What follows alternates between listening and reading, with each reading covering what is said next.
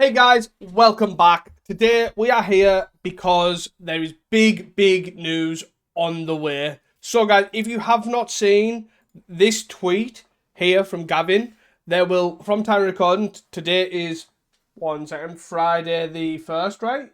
Yeah, Friday the 1st. So on Monday, there will be an announcement for the Pauper Format panel. I am expecting, with this being so close to the previous one, that was only like 5 weeks ago, either they're listening that they need communication or there's going to be bannings.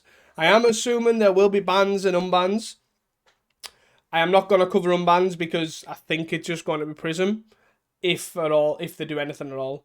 So, but this tweet here basically says that on Monday the 4th, there will be a video and a daily MTG article, usually UK time between 6 and 7 is usually the time they come out, which I can't remember what Eastern time that is. I have no idea.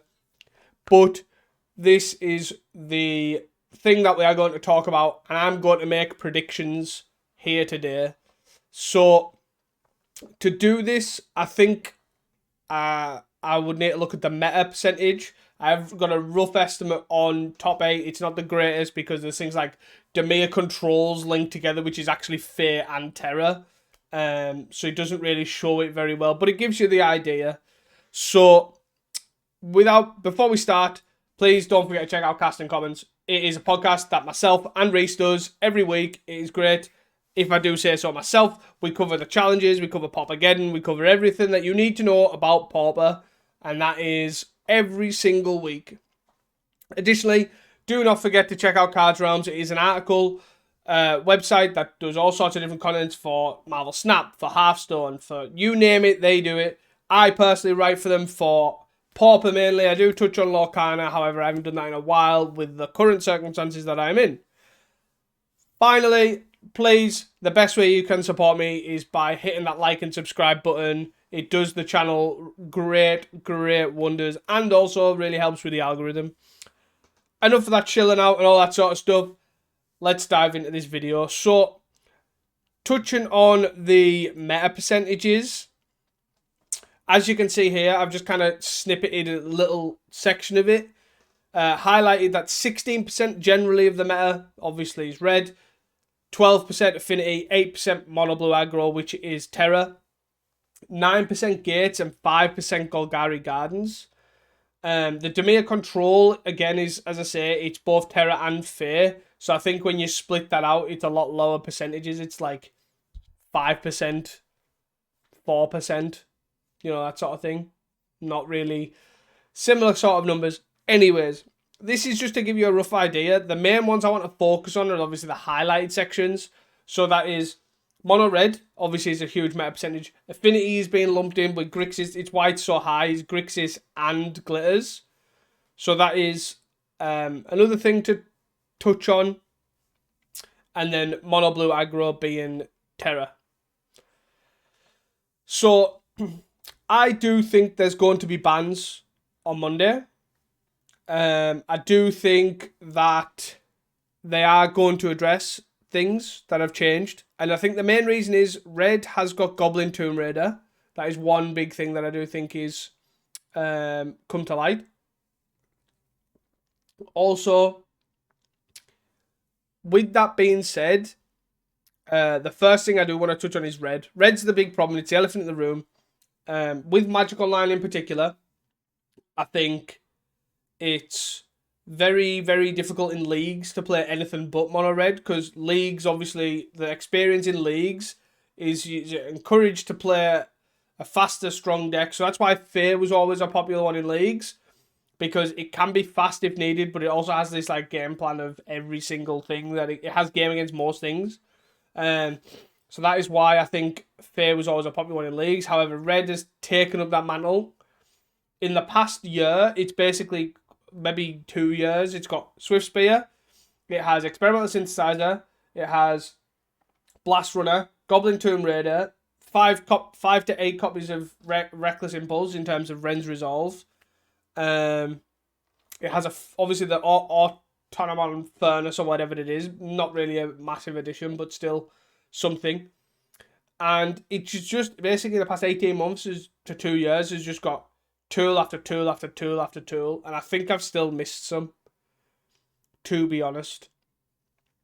So what I do think they will do is they will ban things out of red. But the thing that I want to touch on mainly is I don't think the obvious one to me, the actual obvious card that I do think is on a lot of people's radar is Swift Spear. But I don't think, personally, you can get away with banning Swift Spear and still fix the format. I think that time to do that has passed. And the reason that is because, as I say, in the past 18 months, they have they have so many more they've 2 more 1-drops off the top of my head. There's Goblin Blast Runner and there's Goblin Tomb Raider. Both are great 1-drops. Don't get me wrong, they're not in the same league as Swift Spear in a sense, but they are strong, very strong 1-drops that work well in the archetype. So much so that I think the power level will drop ever so slightly, but minuscule in terms of the turn 3s, turn 4 kills that's happening regularly. So that's the main one I want to touch on. I do think it will get banned. I do think it will get axed on Monday. But I do think they need to tackle something else. So with that being said, I think they need to look at the mono red deck as a whole. And the problem is it can go long with the 6 Reckless Impulses that they're running and the 4 synthesizers. It can outgrind any control deck because of that draw engine. It can out-aggro any aggro deck because it's got Swift Spear, it's got Blast Runner, it's got Kuldotha, it's got Bushwhacker, it's got Tomb Raider. All great tools. It can basically answer most threats with Lightning Bolt, Chain Lightning, Fire Blast. There's nothing really it's too concerned about. And what else can it do? It can go wide a lot faster and get a lot of explosive damage with Bushwhacker and Kuldotha Rebirth. So you can look at those aspects. So there's the draw power, there's the aggro power, and there is the go wide power of the deck. So because of that, I personally think if I was to choose, I would personally go for the draw power of the deck, and I would probably take out the Reckless Impulse and Rend Resolve, because to me, red deck having so much draw power is not really in its like identity as such. I would rather think that was more like a mid-range control strategy. So at least they've got the fast starts, at least they've got the go wide strategies, but it's very hit and miss. They haven't got the draw power to get to it quickly. They haven't got all that sort of tools. It's just whatever the look of the draw is. It's very less consistent. All that sort of. I would potentially even consider Synth, but I personally think maybe I'm a bit biased there. That Synth's probably too good in other decks like Boros and Mardu and the other decks that do run. But you could also hit Synth at the same time. That is one thing that I do think should be looked at.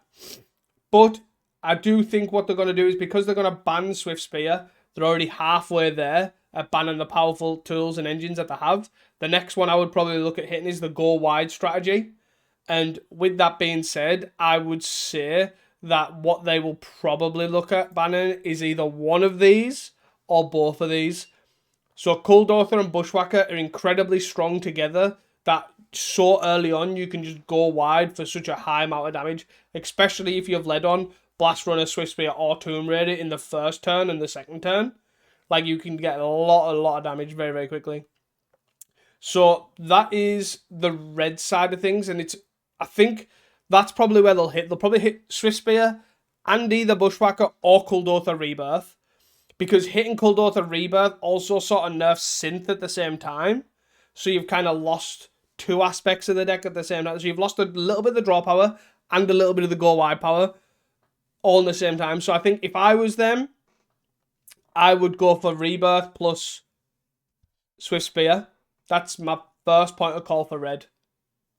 And that's probably, I'd leave it at that for red. My next one that I do think, if we go back to the meta percentages, is I personally think, so because obviously if you look at Affinity is put together with Grixis and Blue-Eyed Glaze. I would then look at Terra, which is probably the next most represented deck, especially in challenges, which are the main tournaments and obviously meta games to use. So then my first obvious one and I think the only one I'd touch for Terra is literally the namesake card of the deck. Tolarian Terror should not have been a common, ever. And that's just straight up simple, because Mono Blue will probably no longer exist in the same shape it has. It'll have to go back to Spire Golem, and Tolarian Terror effectively gets replaced by Cryptic Serpent, which I do think's a powerful card, but it's definitely a lot safer. It's a fine card to use. Like, the ward and being one is what the problem is. Like, both of these together is the problematicness of this card. So there is that, and then going back to then Blue-Black or Demir Terror, you then basically just replace Tolarian Terror with Cryptic Serpent, and then go back to like an older build that just runs Gurmag, Cryptic Serpent, and like Falaji. Like, I think that's totally fine, and it's still a powerful deck. It's still got amazing strong turns and all that sort of stuff. So I think that's probably where I would lead it, and then I think after that, that is where I think the PFP will end it. They're the bans I'm expecting on the 4th. And that is basically to look at the meta, which, if we go back to the meta here, would then fix, basically, to me, 2 of the best decks. But then, because the PFP work outside of the bannings, what I would recommend to them is then to keep a close eye on the metagame, and they will most likely have to make more changes after that in a very short space of time. The 3 other decks highlight here, which is Affinity Gates and Golgari Gardens, those 3 decks will probably rise to the top and become the better decks. You've still got the, like, don't get me wrong, Blue Terror and Blue-Black Terror and also Mono Red will still exist, but I think these will be the decks that I'll be fighting for the top spots, is Gates and Gardens and Affinity. Grixis Affinity mainly, because I think those 3 can keep glitters in check, like the blue-white glitters, and that kind of fixes that. And then you basically have to keep a close eye on those. That is probably where I would leave it for the PFP, with obviously the understanding they will report back with communication very shortly. And that'll be my recommendations moving forward.